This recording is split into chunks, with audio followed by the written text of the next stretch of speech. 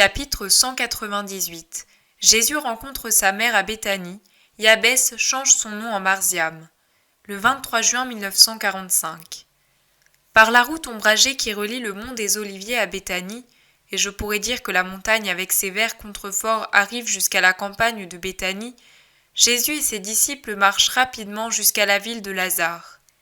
Il n'y est pas encore entré qu'on le reconnaît et que des messagers volontaires se répandent dans tous les sens pour annoncer sa venue.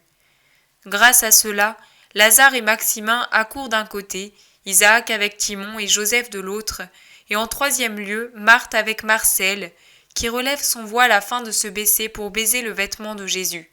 Tout de suite après surviennent Marie, femme d'Alphée, et Marie-Salomé qui vénèrent le Maître, puis embrassent leur fils. Pendant ce temps, le petit Yabès, que Jésus tient toujours par la main, ballotté au milieu de tous ces gens qui arrivent, écarquille les yeux avec stupéfaction.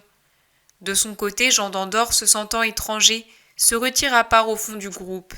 Et voici que s'avance sur le sentier qui mène à la maison de Simon, la mère de Jésus.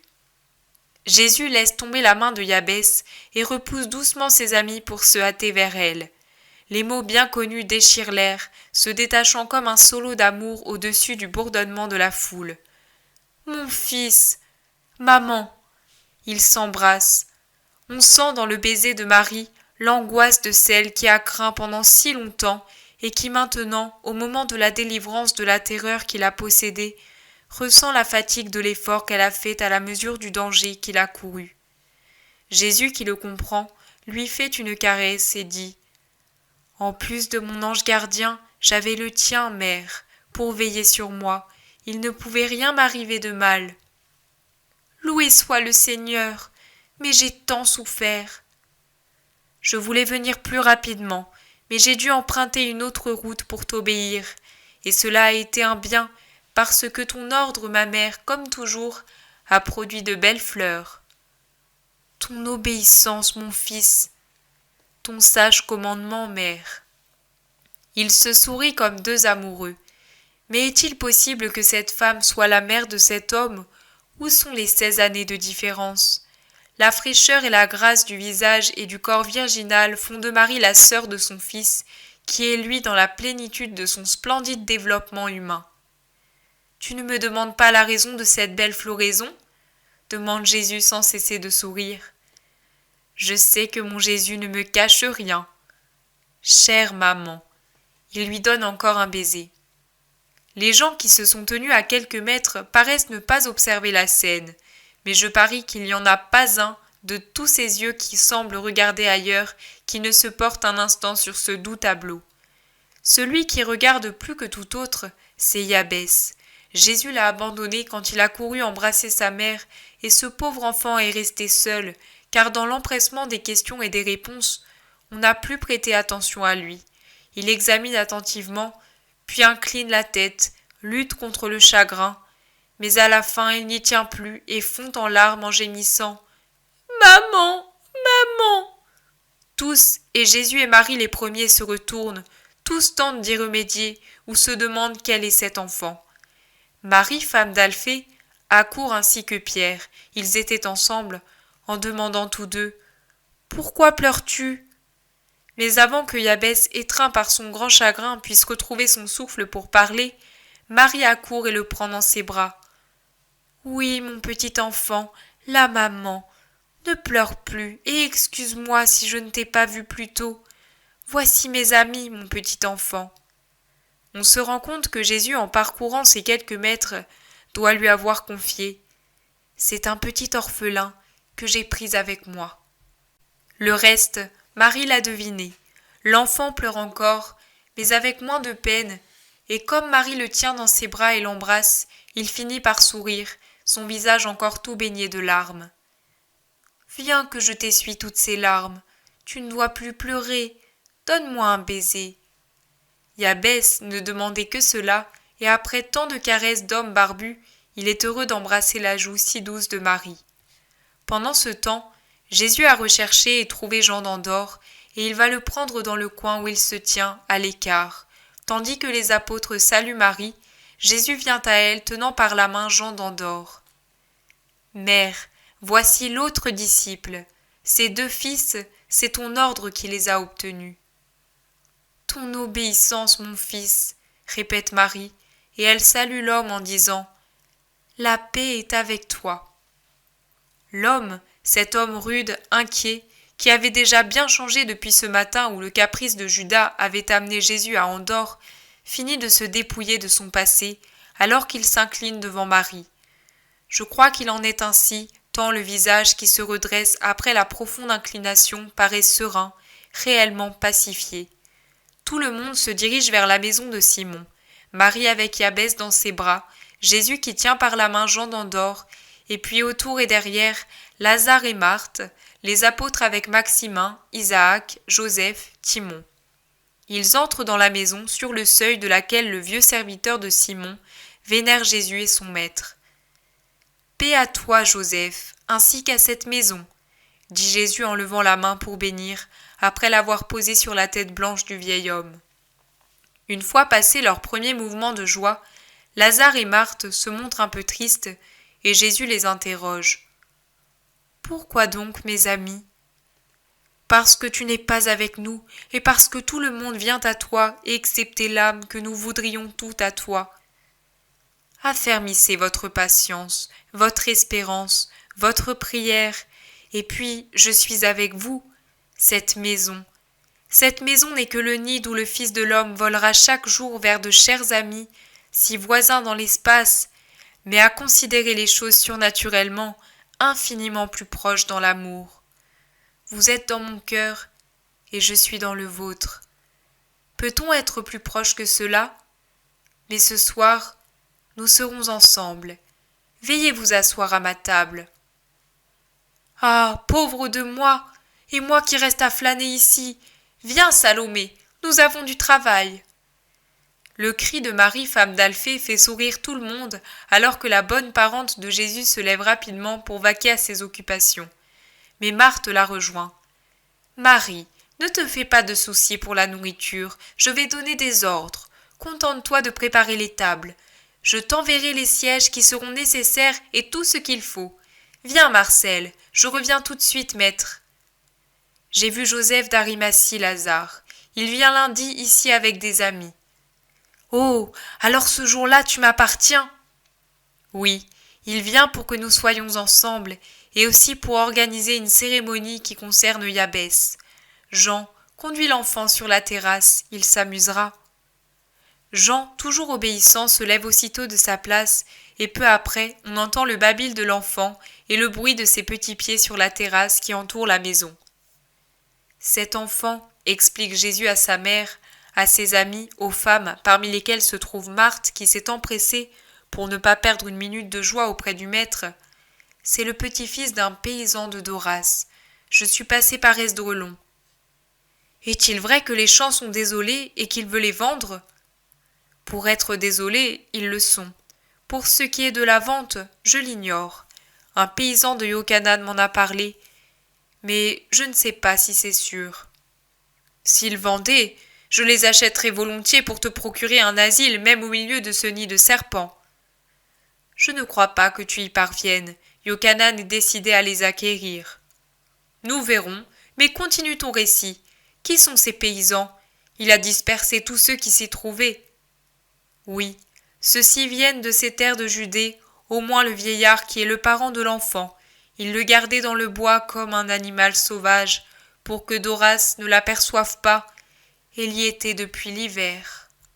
Oh, le pauvre enfant, mais pourquoi ? Les femmes sont toutes bouleversées.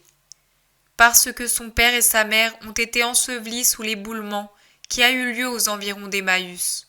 Tous, père, mère, frère. Lui a échappé à la mort parce qu'il n'était pas à la maison.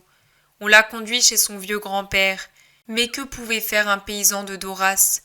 Toi, Isaac, tu as parlé de moi comme d'un sauveur, même pour ce cas. Ai-je mal fait, Seigneur ? demande humblement Isaac. Tu as bien fait, Dieu le voulait. Le vieillard m'a confié l'enfant, qui doit aussi devenir majeur ces jours-ci. Oh, le pauvre, il est si petit à 12 ans. Mon Jude mesurait le double à cet âge-là. Et Jésus, quelle fleur, dit Marie, femme d'Alphée. Salomé ajoute, même mes fils étaient bien plus forts. Et Marthe murmure, vraiment, il est petit, je croyais qu'il n'avait pas encore 10 ans. Ah, la faim, c'est effroyable. Or, il a souffert de la faim depuis qu'il est au monde. Et maintenant, que pouvait bien lui donner le vieil homme si là-bas tout le monde meurt de faim? Dit Pierre. Oui, il a beaucoup souffert, mais il est très bon et intelligent. Je l'ai pris pour consoler le vieillard et l'enfant. Tu l'adoptes? Demande Lazare. Non, je ne le peux pas. Dans ce cas, c'est moi qui le prends. Pierre voit se dissiper son espoir et pousse un vrai gémissement. Seigneur, tout pour lui? Jésus sourit. Lazare, tu as déjà beaucoup fait, et je t'en suis reconnaissant.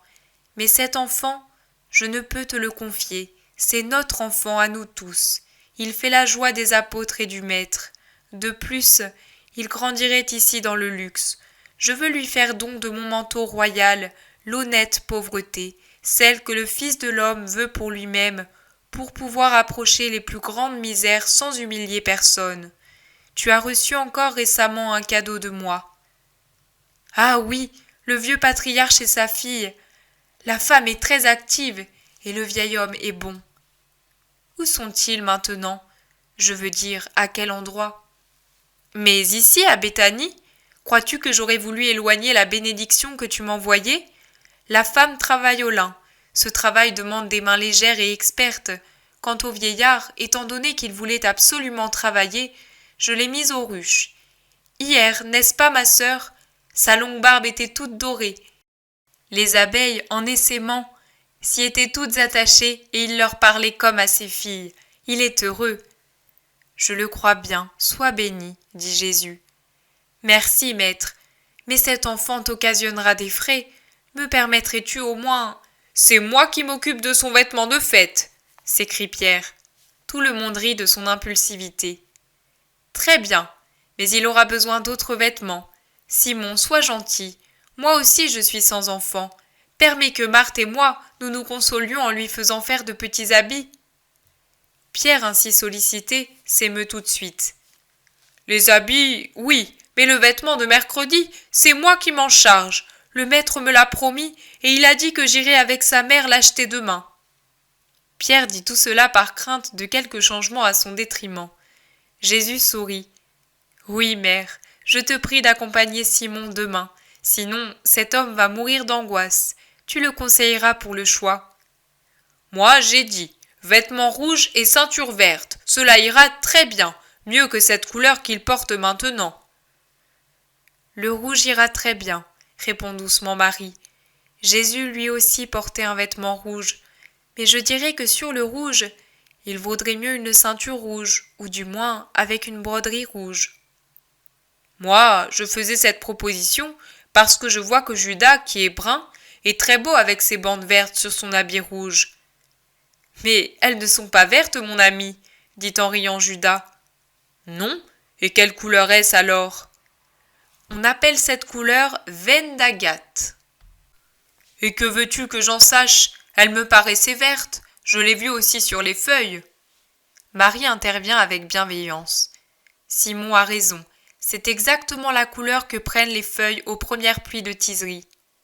Voilà, et comme les feuilles sont vertes, je disais que la ceinture était verte, conclut Pierre satisfait.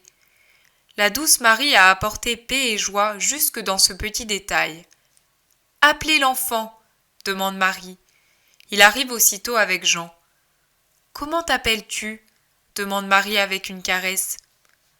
Je m'appelais Yabès, mais maintenant j'attends un nom. Tu en attends un? Oui, Yabès veut un nom qui signifie que je l'ai sauvé. Tu le chercheras, mère, un nom d'amour et de salut.